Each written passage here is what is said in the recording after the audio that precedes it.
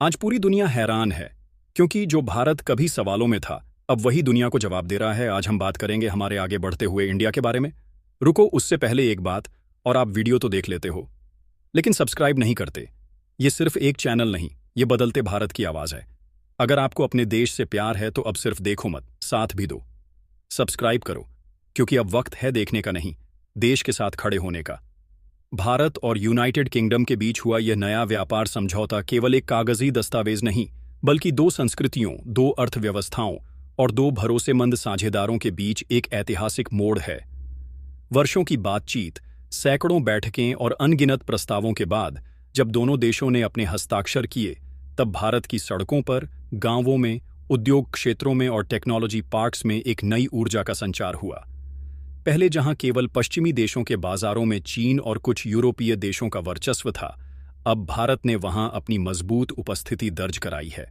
इस समझौते से भारत के लगभग 99% निर्यातों पर यूनाइटेड किंगडम में शुल्क समाप्त कर दिया गया है।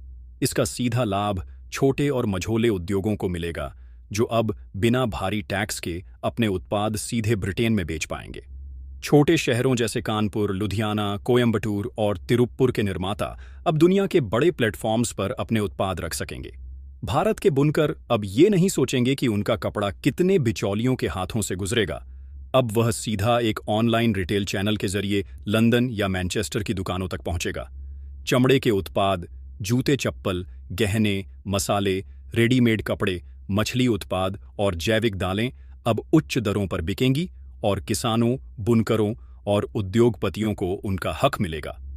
किसान जिनके घरों में केवल 2 वक्त की रोटी की उम्मीद थी, अब वैश्विक मांग से अपने परिवार का भविष्य सुरक्षित कर सकते हैं। महिला उद्यमी जो किचन में अचार बनाकर स्थानीय बाजारों में बेचती थीं, अब अपने अचार को यूके के सुपरमार्केट की शेल्फ पर देख सकती है। स्टार्टअप्स जो पहले केवल भारत तक सीमित थे, अब उन्हें ब्रिटिश निवेशक मिल रहे हैं, नए व्यापार मॉडल बन रहे हैं और वैश्विक साझेदारों के साथ जुड़ने का रास्ता खुल रहा है। यह सिर्फ व्यापार का मामला नहीं, यह एक देश के आत्मविश्वास का प्रमाण है। भारत पिछले कुछ वर्षों में दुनिया की 5वीं सबसे बड़ी अर्थव्यवस्था बन चुका है। जहां एक समय था जब भारत को एड लेने वाले देशों की सूची में गिना जाता था, अब वही भारत पूरी दुनिया को pharmaceutical supplies, software solutions, IT consultancy, space tech और रिन्यूएबल एनर्जी में मदद कर रहा है। भारत के ग्रामीण क्षेत्रों में इंटरनेट की पहुंच बढ़ चुकी है। छोटे गांवों में भी अब डिजिटल पेमेंट सामान्य बात हो गई है। महिलाएं QR कोड से पैसे लेती हैं और किसान ई-नाम के जरिए अपनी फसल बेचते हैं। भारत का UPI सिस्टम अब विदेशों में लागू किया जा रहा है। भारत की डिजिटल क्रांति केवल तकनीक नहीं है, यह एक सामाजिक क्रांति है। लेकिन इस प्रगति की राह इतनी सीधी नहीं रही है। अमेरिका, जिसने भारत को डिकेड्स से अपना रणनीतिक साझेदार कहा है, बार बार अपने निर्णयों से भारत की प्रतिभा को बाधित करता आया है। कभी H-1B वीजा में कटौती, कभी ग्रीन कार्ड बैकलॉग, कभी अप्रवासी छात्रों को वापस भेजने की धमकी। जब ट्रंप सरकार थी तब तो ये नीति और अधिक सख्त हो गई थी।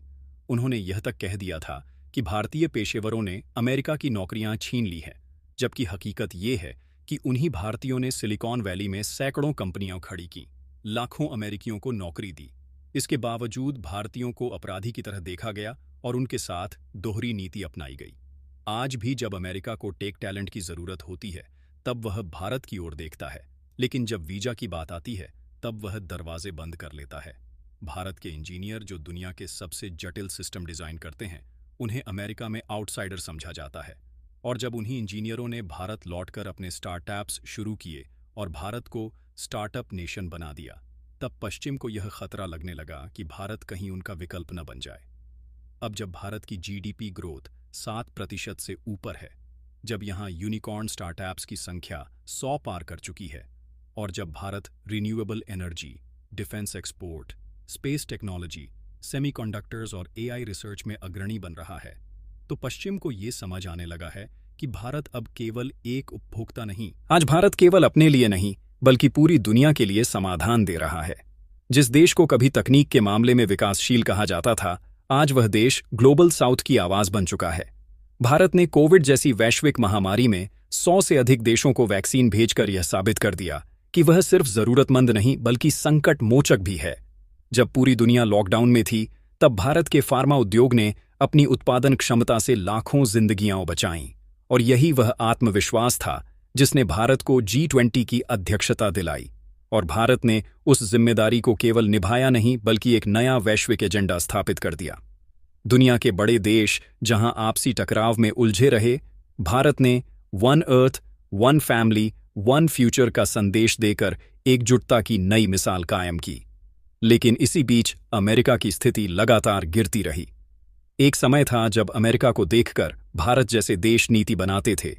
आज अमेरिका को भारत की नीति को समझने और अपनाने की जरूरत पड़ रही है। चाहे वह डिजिटल पेमेंट हो, हेल्थ केयर इंफ्रास्ट्रक्चर हो, रिन्यूएबल एनर्जी की दिशा हो या फिर कौशल विकास, भारत ने सब कुछ अपने तरीके से किया और सफल भी हुआ। वहीं अमेरिका, जो कभी बेस्ट ब्रेन का गढ़ माना जाता था, अब अपने ही सिस्टम में उलझ गया है। शिक्षा की फीस वहां आसमान छू रही है। स्टूडेंट्स पर कर्ज का बोझ इतना है कि वे 30 की उम्र तक घर नहीं खरीद सकते। हेल्थ केयर सिस्टम इतना महंगा है कि एक साधारण इलाज भी लोगों को दिवालिया बना सकता है। और इन सबसे ऊपर, जब अमेरिका को सबसे ज्यादा जरूरत थी प्रतिभा की, तब उसने वीजा नीतियों को और सख्त कर दिया, जिससे दुनिया के होनहार युवा भारत लौट आए। इसी का नतीजा है कि भारत में अब रिवर्स ब्रेन ड्रेन हो रहा है। एक समय था जब भारत के सबसे मेधावी छात्र IIT के बाद अमेरिका का रुख करते थे। अब वही छात्र IIM या ISB से MBA कर अपने स्टार्टअप शुरू कर रहे हैं। सिलिकॉन वैली की जगह बेंगलुरु, हैदराबाद और पुणे ने ले ली है। जहां पहले टेक यूनिकॉर्न सिर्फ अमेरिका में होते थे, अब भारत में हर महीने एक नया यूनिकॉर्न बन रहा है। और यही कारण है कि आज भारत पर दुनिया की निगाहें हैं। निवेशक यहां आ रहे हैं, कंपनियां अपने मैन्युफैक्चरिंग प्लांट भारत में खोल रही हैं, और भारत के युवा विदेशों में जाकर नौकरियां ढूंढने के बजाय अपने देश में रोजगार पैदा कर रहे हैं। भारत की इस शक्ति को समझना आसान नहीं है, क्योंकि यह शक्ति किसी सरकार से नहीं बल्कि आम लोगों से आई है। किसान, महिला उद्यमी, इंजीनियर, छोटे व्यापारी, ड्राइवर और यहां तक कि एक रेहड़ी वाला, हर कोई आज डिजिटल इंडिया का हिस्सा है। अमेरिका, जो कभी खुद को लैंड ऑफ अपॉर्चुनिटी कहता था, अब खुद ही अवसरों की तलाश में है। अमेरिका में शिक्षा अब एक उद्योग बन चुकी है, चिकित्सा एक व्यापार और मीडिया एक पक्षपातपूर्ण व्यवस्था। वहीं भारत ने शिक्षा को राष्ट्रीय मिशन बना दिया है। नई राष्ट्रीय शिक्षा नीति के तहत अब स्कूली शिक्षा मातृभाषा में होगी और उच्च शिक्षा को रिसर्च और नवाचार से जोड़ा जा रहा है। AI और क्वांटम टेक्नोलॉजी में भारत ने निवेश की दिशा साफ कर दी है और अब भारत के पास अपना खुद का सुपर कंप्यूटर इकोसिस्टम है, जिससे भविष्य के लिए नई टेक्नोलॉजी तैयार हो रही है। उधर अमेरिका अब अपनी घरेलू राजनीति में इतना उलझ चुका है कि वह वैश्विक मंचों पर प्रभाव खो रहा है। उसकी नीतियां अब केवल आर्थिक लाभ के लिए बन रही हैं, न कि वैश्विक भलाई के लिए। भारत, इसके उलट, अब वैश्विक नेतृत्व की दिशा में आगे बढ़ रहा है। अफ्रीका, दक्षिण एशिया, लातिन अमेरिका जैसे क्षेत्रों में भारत अब एक भरोसेमंद साझेदार बन चुका है। ब्रिटेन, जो कभी भारत पर राज करता था, अब भारत के साथ व्यापार के लिए समझौते कर रहा है। यही है भारत की असली शक्ति, बिना हथियार उठाए, बिना किसी युद्ध के, केवल आत्मबल और ज्ञान से जीतने वाली शक्ति। और इसी डील के जरिए भारत ने वो कर दिखाया है जो अमेरिका दशकों से नहीं कर सका। अमेरिका ने भारत के लिए वीजा बंद किया, लेकिन ब्रिटेन ने वीजा खोले। अमेरिका ने भारतीय पेशेवरों को शक की निगाह से देखा, लेकिन ब्रिटेन ने उन्हें भविष्य की कुंजी माना। और यही अंतर भारत को अब ब्रिटेन के और करीब और अमेरिका से दूर ले जा रहा है। दुनिया में कोई भी देश स्थायी दुश्मन या दोस्त नहीं होता, केवल राष्ट्रीय हित स्थायी होते हैं।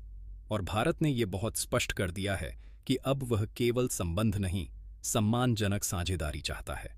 अब कोई भारत से यह नहीं कह सकता कि हमें तुम्हारी जरूरत नहीं, क्योंकि आज की तारीख में दुनिया को भारत की जरूरत है, चाहे वह दवा हो, टेक्नोलॉजी हो।